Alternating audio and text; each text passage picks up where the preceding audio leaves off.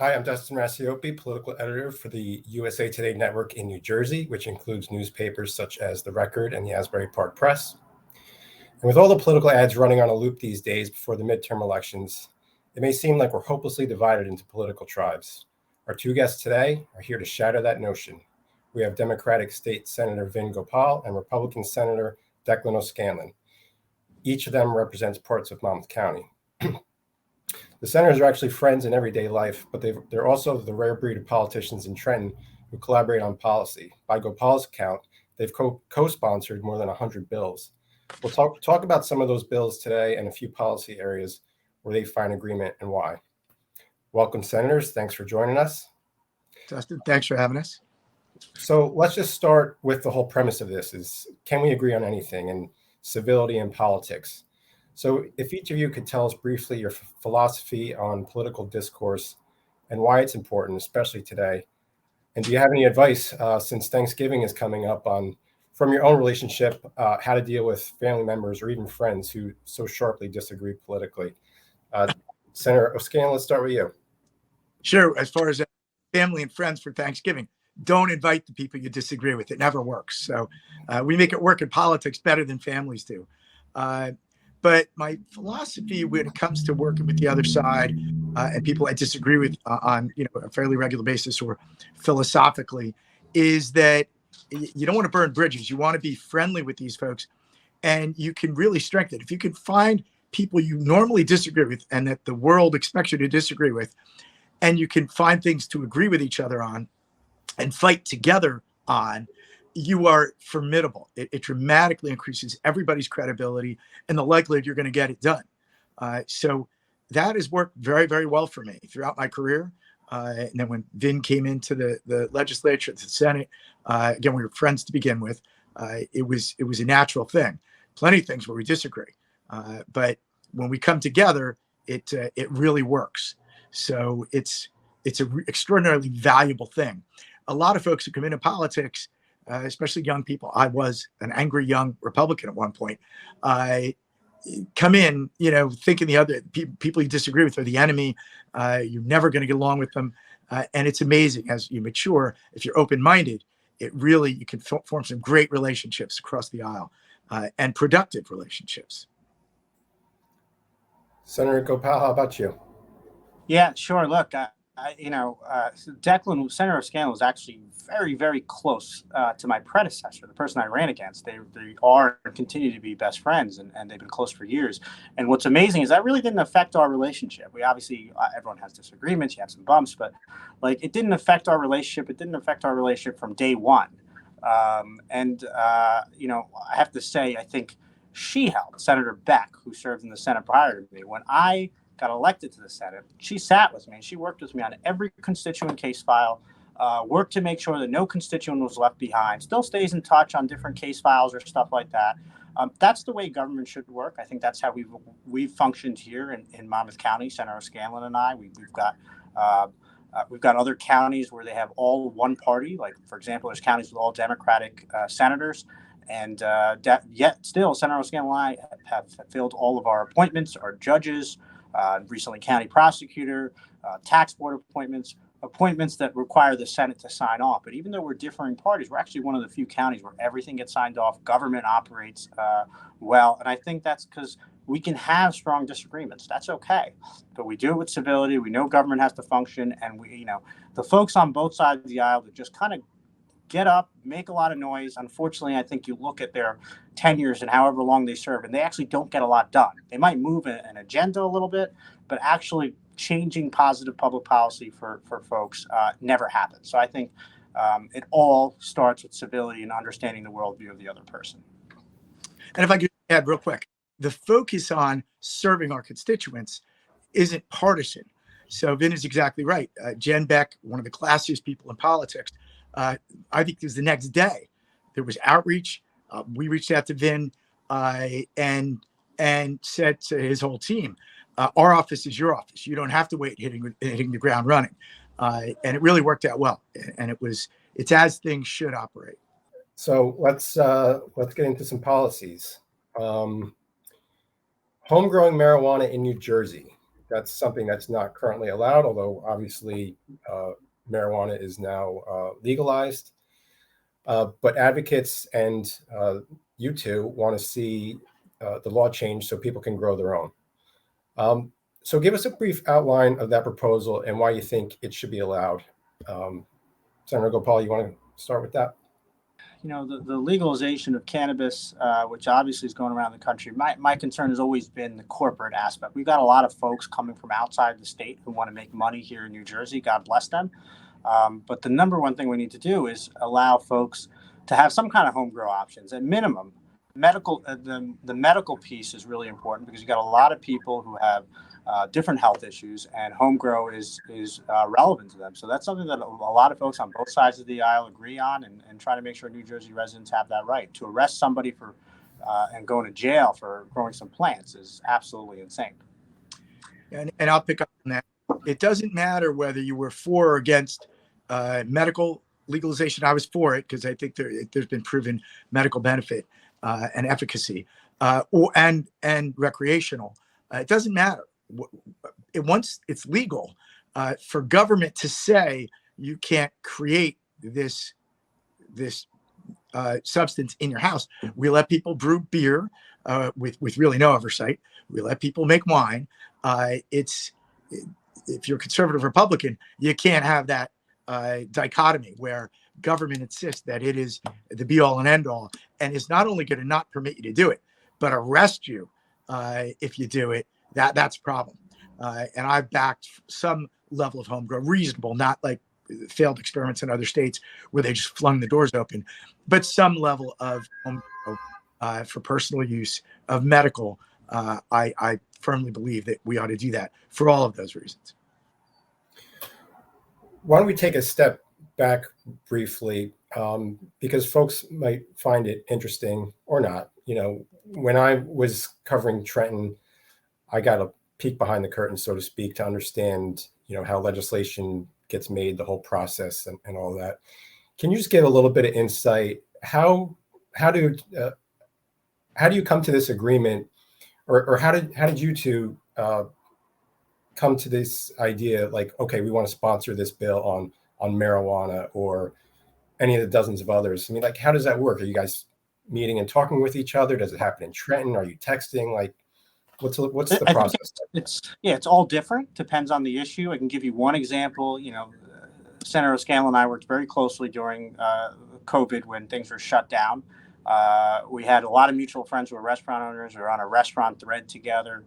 We get a lot of great ideas. There's probably about 20, 25 restaurants on there. And they were telling about little challenges they had, workforce, this. One of the things they came up was one of them sent us, Ashley at the Grand Tavern sent us a copy of a bill in Vermont where they were allowed to do cocktails to go. And then we talked to Woody, a mutual friend over at Woody's who makes a famous Orange Crush. And we're like, why can't we do that here in New Jersey? It doesn't make much sense. And I think Declan and I, we texted back. We had some calls. We worked with ABC.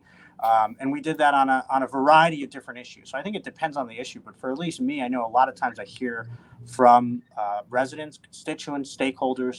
And that's where a lot of the experiences come from. And I think we go back and forth, and Declan will call me or I'll call him, and sometimes we'll agree, sometimes we don't. It doesn't stop any of us from doing whatever we're not going to do. But that level of discourse, I think, is always important. And I think we're both very conscious of trying to build bipartisan support on legislation, especially when it shouldn't be partisan. Our districts are similar too. Our constituencies are similar. So there is a lot of overlap of issues facing them. As Vin mentioned during the pandemic, we started a restaurant thread that just kind of came out of nowhere. I realized that Vin and I should both be on it because the interests are the same, especially when we were reopening. It was a group effort to push the administration away from the more irrational policies that would have kept us closed down well into July. And we pushed them all the way back to Memorial Day weekend. And that was a group bipartisan effort there. And then some of these policies, cocktails to go is one of them, that we heard from these folks organically from our constituents and decided to work together on. And that's happened over and over again. Yeah. I think you'll find bipartisan support for cocktails to go. So, Yeah. um, And sometimes we are the reason why each other needs the cocktail. So it's perfect. there you go. Let's talk about potential COVID-19 vaccine requirements in schools. The CDC or a CDC panel voted recently to recommend adding the vaccine to immunization schedules in schools in 2023.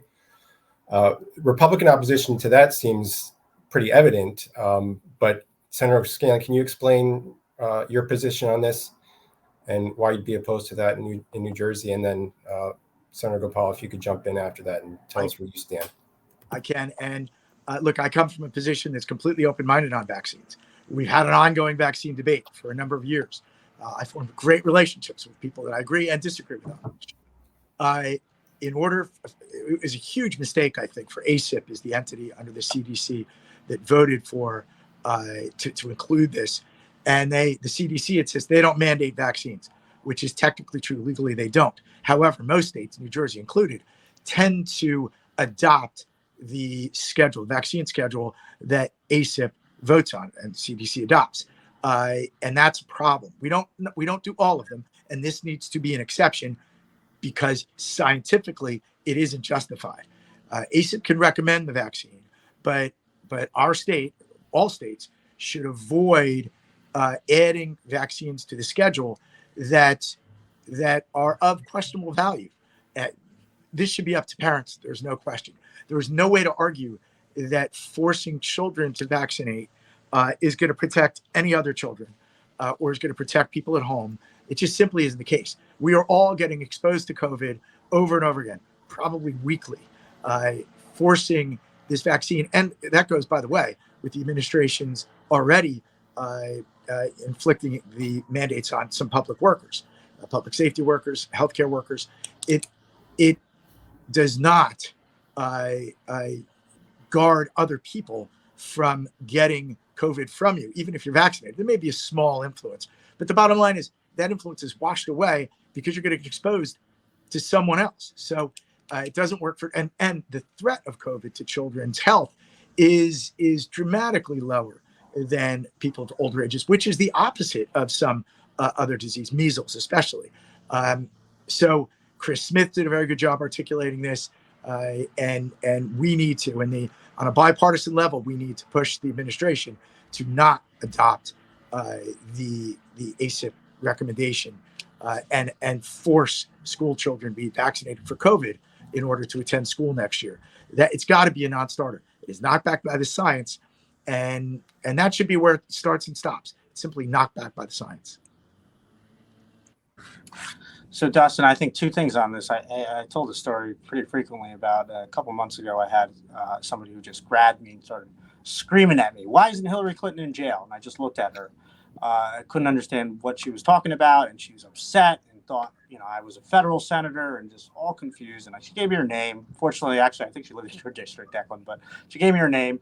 I looked her up, and her whole thing was a Facebook photo of a Hillary in prison uniform. And I'm like, what is going on in this person's house? Like, she hasn't even moved on to Joe Biden. And you have people that are hyper-focused now, whether it's on Trump or Biden or just any of these issues that are going on. Vaccines is one of them. And I think, unfortunately, I think folks all over the country, including, Republican governor in Ohio and others, obviously, Declan and I agree. We both sponsored a bill last year to stop some of the emergency powers in state or to have a legislative check on them. But in the beginning, I think folks had a unknown entity that was coming to them, and they navigated it. And I take people at their best efforts. They tried the best they can. I think we're in a much different time now, as Senator O'Scanlan said. I think there's absolutely no reason for any type of vaccine mandate.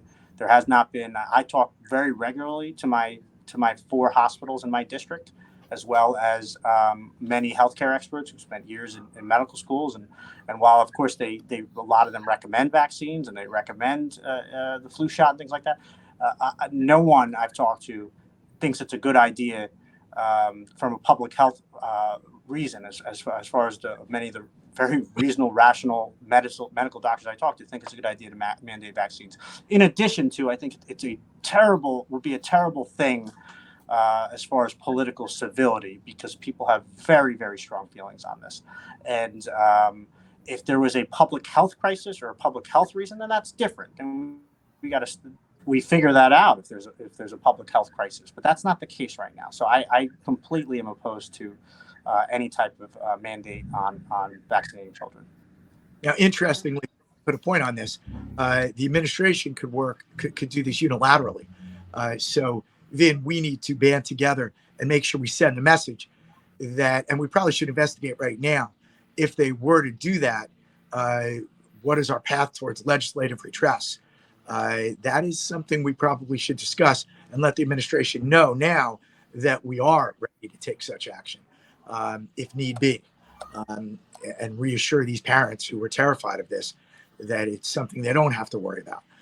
Hopefully the administration will come out with an announcement diffusing the concern. That would be really nice of them to do, rather than let this slow burn down towards next school year.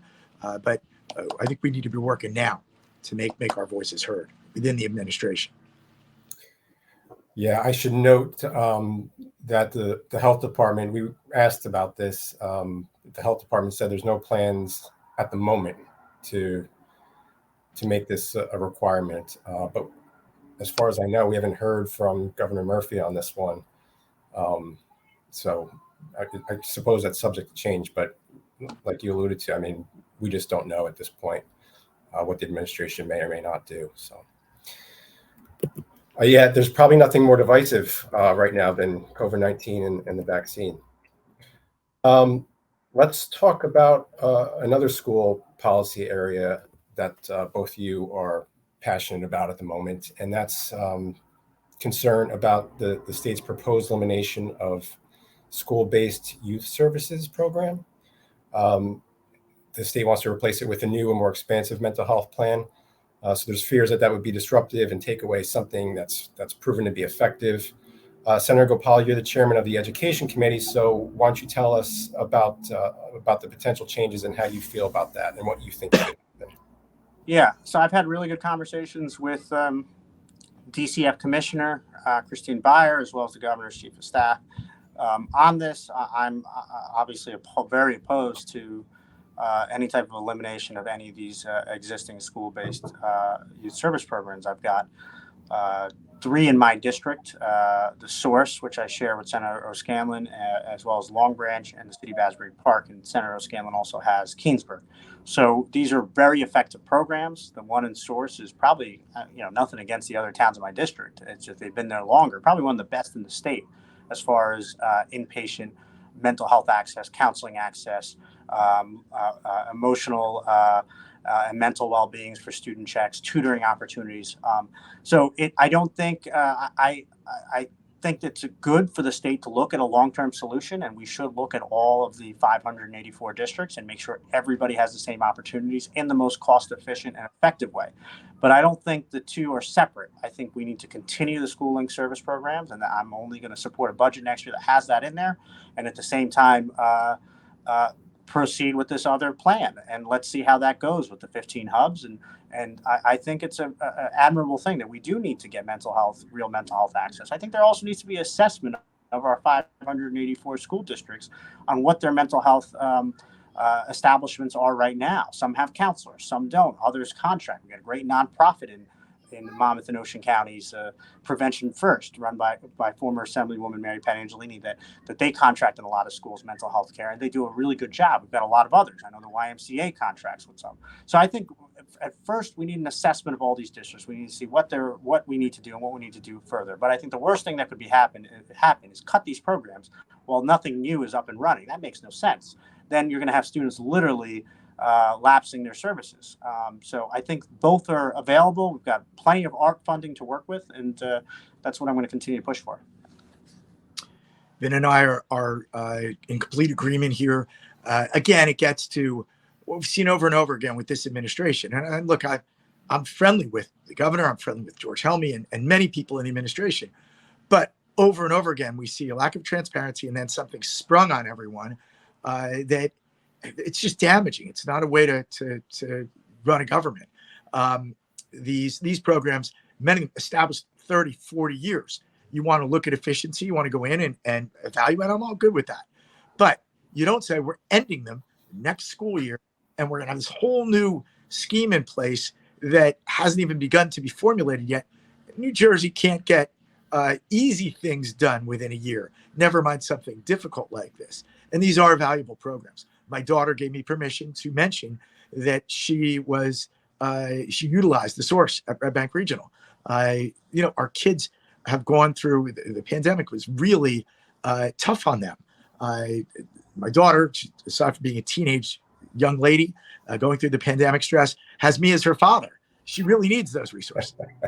So she told me it made a dramatic impact on her life. Talking to people who run it as well, they're all now in fear for their jobs. These are their careers. It's not the right way to do it. So Vin is right. They need to leave these systems in place, evaluate them, put the new hub, maybe start it as a pilot if they wanted to, but make more services available to more schools. It is absolutely true that more schools need these services, but to rip these out that are so established and being so effective is bad policy. And I think that we're going to win this battle. There seems to be uniform, bipartisan, bicameral opposition to the administration's plan. And I think the administration's already indicated that they're open to reconsidering. We'll see. We've seen in plenty of instances in the past.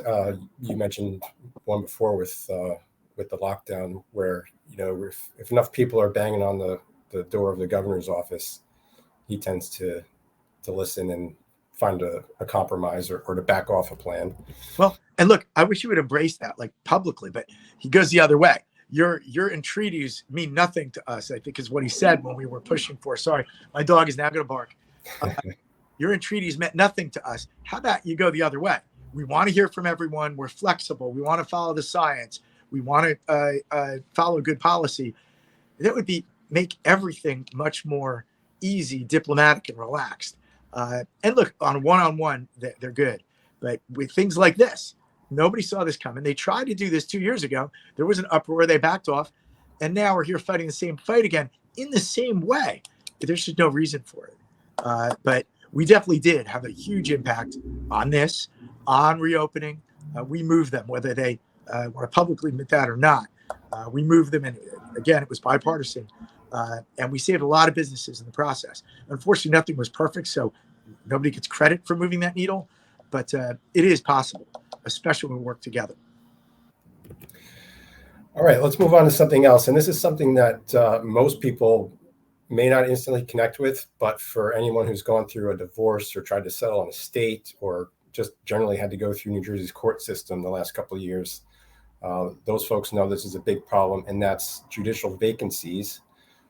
New Jersey has a crisis of judge vacancies from the superior courts on up to, as recently as this month, the state Supreme Court. We just filled a couple slots there, but we had 3 open seats on a 7-member court.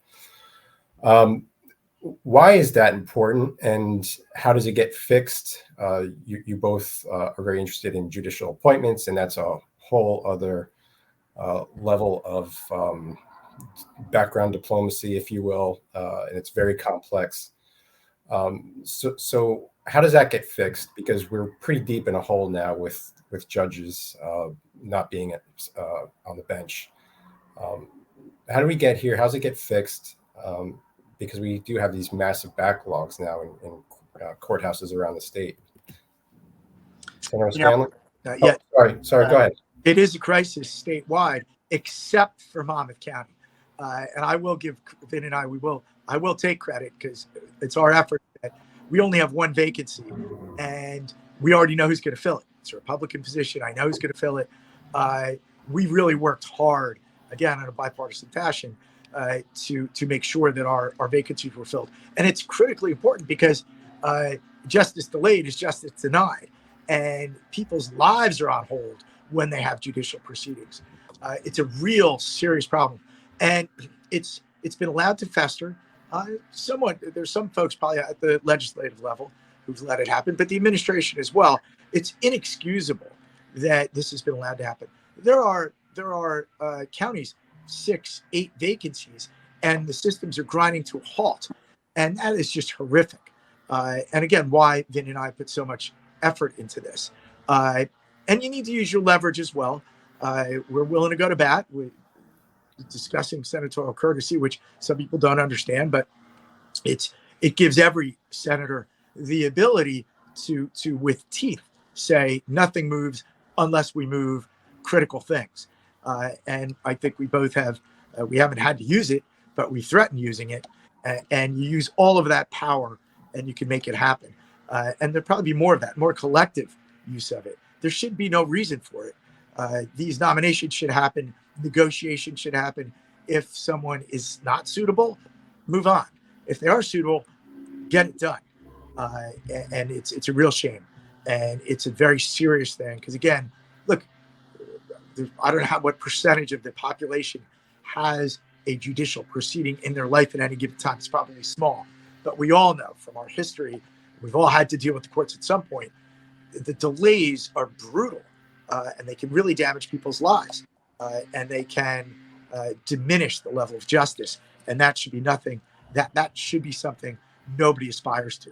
So it's got to change and should be fixed immediately.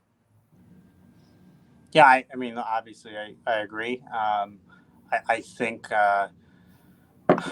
we've got some of our colleagues, unfortunately, on both sides of the aisle. I mean, there's no excuse for a Supreme Court justice not to be signed off in a year and a half, 2 years. They got to work out a deal between that, and I put that on legislators. I mean, the governor appoints, and then it's advising consent. At least let's do a hearing, vote the person down if you don't feel they're qualified.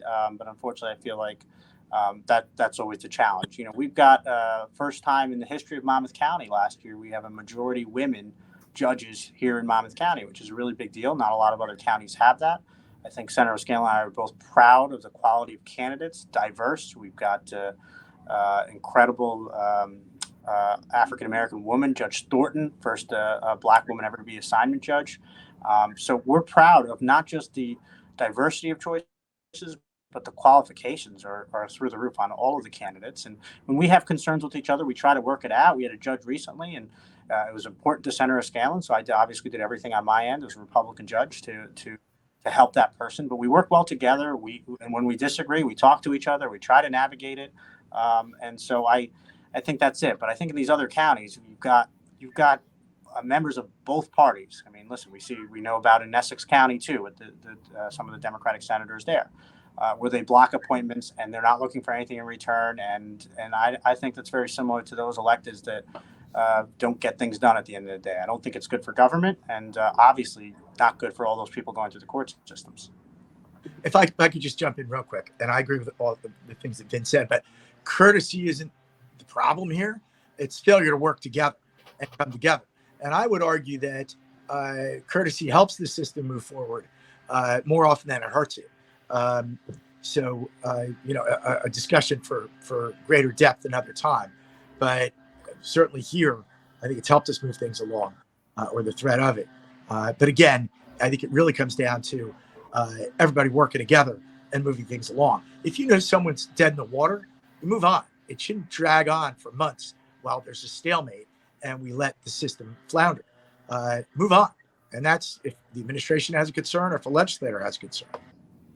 And just because I would be shocked, Dustin, if some of your viewers know what senatorial courtesy is, and this is my teaching political science at Monmouth University. So if a governor appoints a candidate and they live in the county, the senators who reside in the county, which in my case here, me and Senator O'Scanlan, we have courtesy over everybody in the county.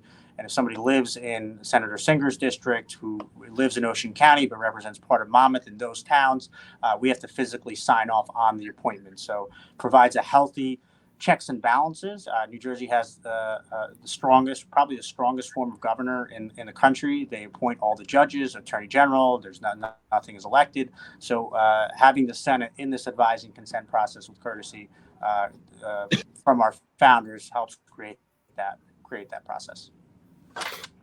Right, and what you both touched on was one state Supreme Court nominee who Governor Murphy nominated a year and a half ago. She is from Bergen County, and a Bergen County senator blocked her nomination for year up until last month, based on senatorial courtesy, while she worked out a deal with the administration for another Republican judge to get on the court.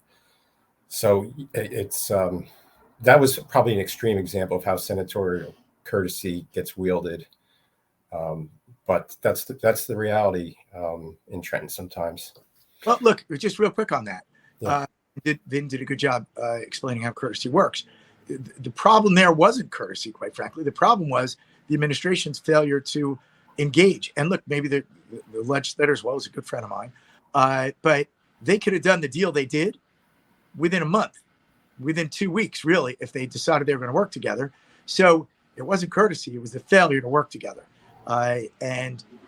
Look, courtesy provides for, as Vin mentioned, a whole batch of checks and balances, and helps the minority party have some more input, and helps us get many other things done and push the administration when we need to. So it's an extraordinarily valuable thing. And I didn't understand that until I got into the legislature and really started digging in. See, we're educating people here. Everybody's going to peek behind the curtain of how things work in Trenton. So let's talk about something a little lighter. New Jersey's brewery law. As people undoubtedly know, we now, I guess it's been about a decade since we've changed the law to allow breweries to open their doors to the public, and it seems to be pretty popular as far as I can tell. Senator Gopal, you want to expand what's allowed in New Jersey as far as breweries and distilleries. Can you tell us what you're proposing and where you and Senator O'Scanlan come into agreement there?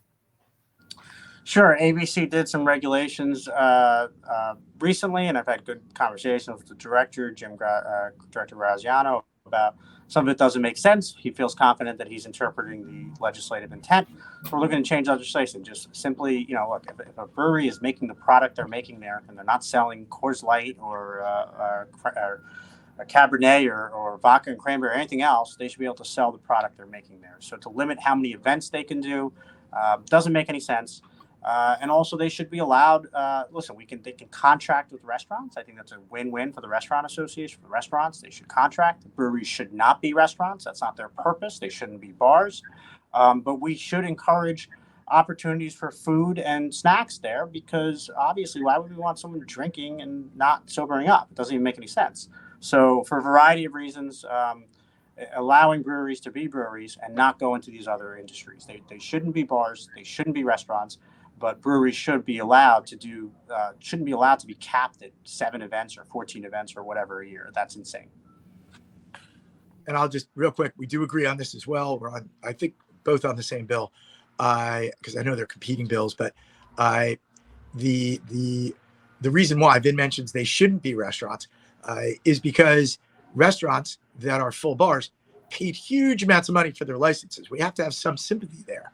So a brewery license, I think, is $2,500.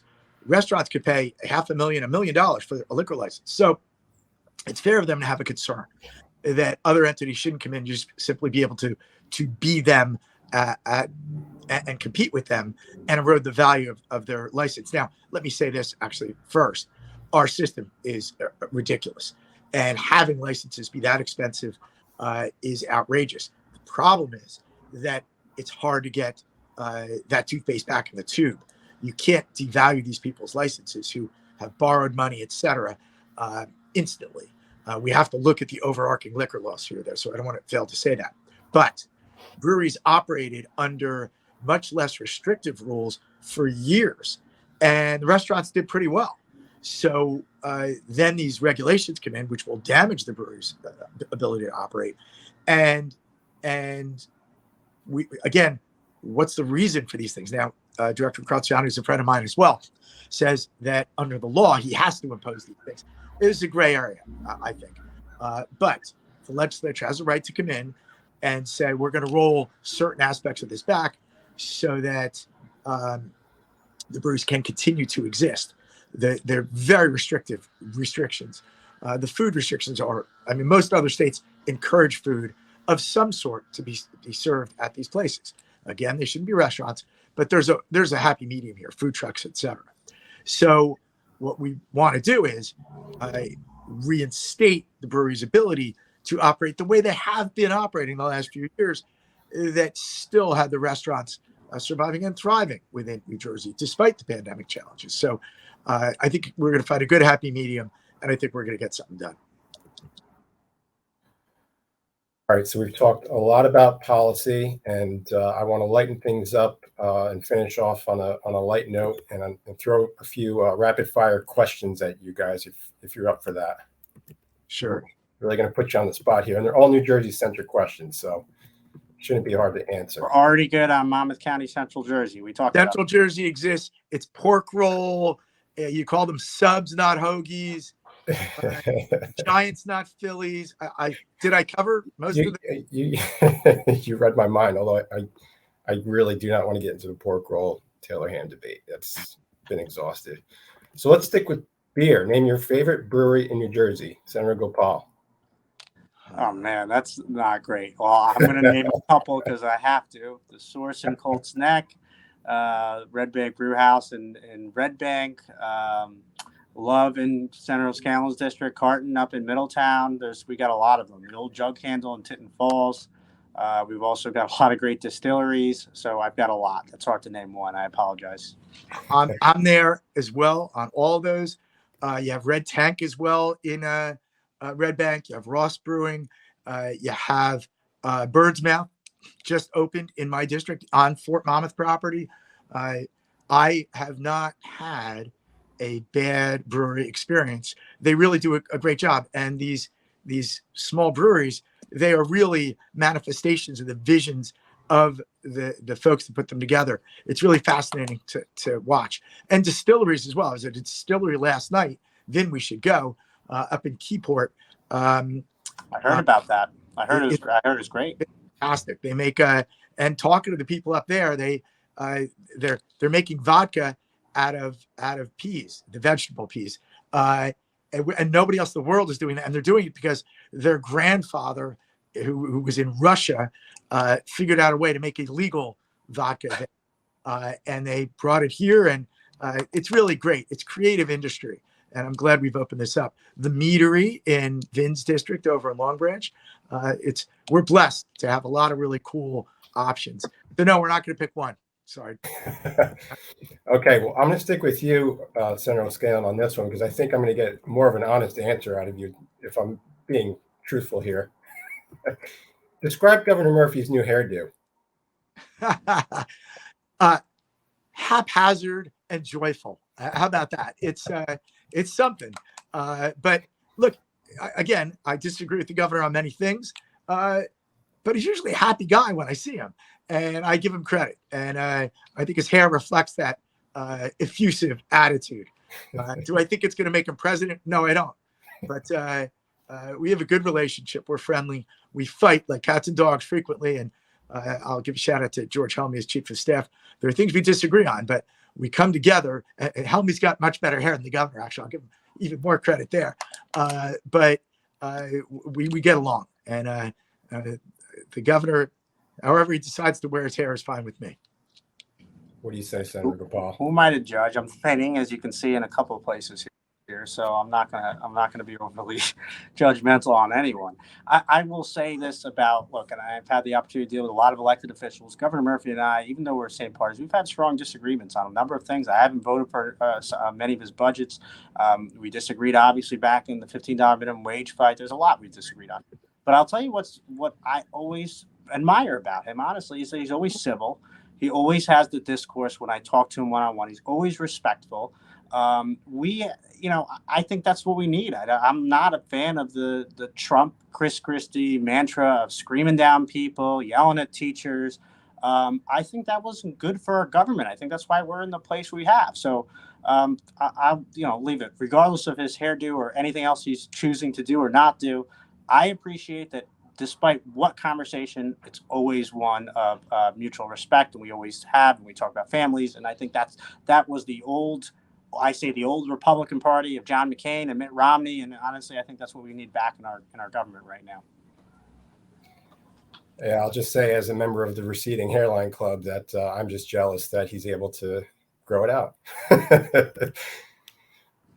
Senator Gopal, name your favorite musician from New Jersey whose last name is not Bon Jovi or Springsteen. I mean, you picked it too. I'm going to go with the Moroccan Sheep Herders, local band in Ocean Township. I also love So What, who's going to be the new mayor of Red Bank, Billy Portman. There's Dentist out of Asbury Park. We've got a lot. Of course, who can not love the Nerds? Everyone loves the Nerds, right? So we've got a lot of great local New Jersey in and out.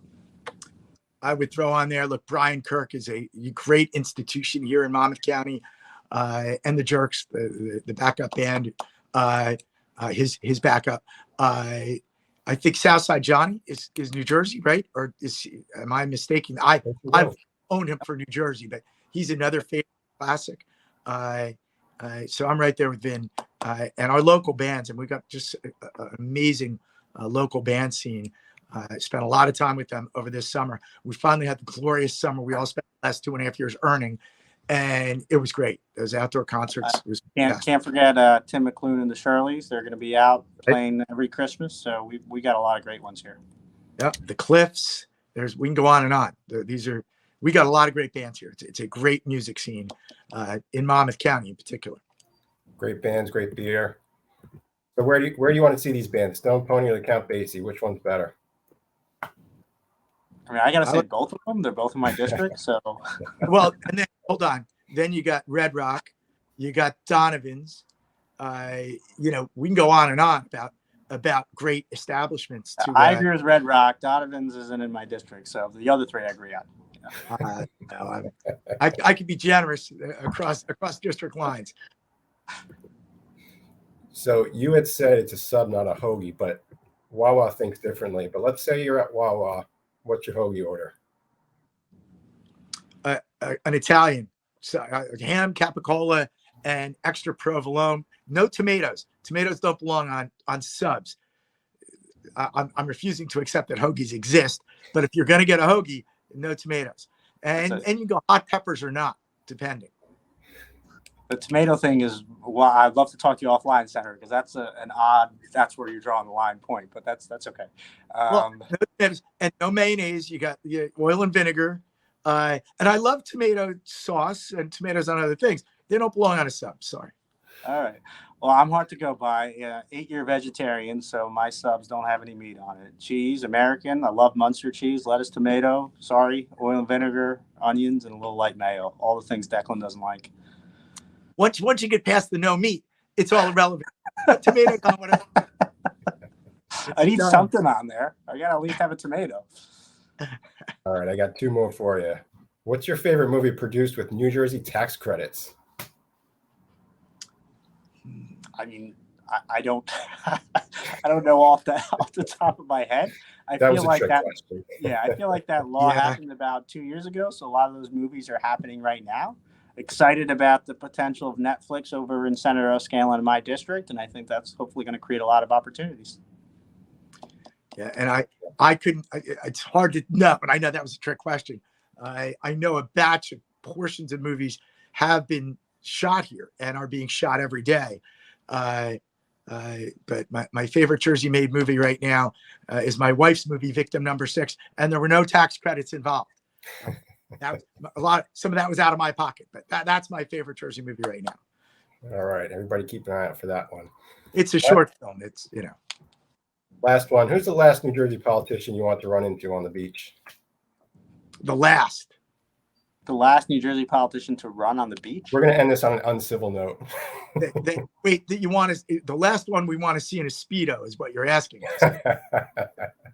I mean, Chris Christie probably. Oh, you're killing me. Okay, go Murphy then. If we're gonna play that game, no, I think we're both gonna no comment on that one. Of course. I only said that because if you remember the whole beach thing and the state was shut down, that's why I made that comment, just in case people forgot. I hear you. I got to ask you guys the tough questions. You know that. Well, thank you for joining us today. I think it was a substantive discussion, an important one, especially now when things are very divided and people are screaming past each other. It's refreshing, I'm sure, to people to hear people of different ideologies who can agree and be civil on things. So I appreciate your time, and maybe we'll do this again soon. I would look forward to that. This was a lot of fun, Dustin. Thanks for having us. Vin, it's great to see you. And thanks to you and the Asbury Park Press and your greater media organization for having us. I really appreciate it. Likewise, Right. always good to see Senator Scanlon. But Dustin, thank you to you guys for even coming up with the innovative idea to do this. I think this is great. Great. Thanks. Have a good day. Thank you.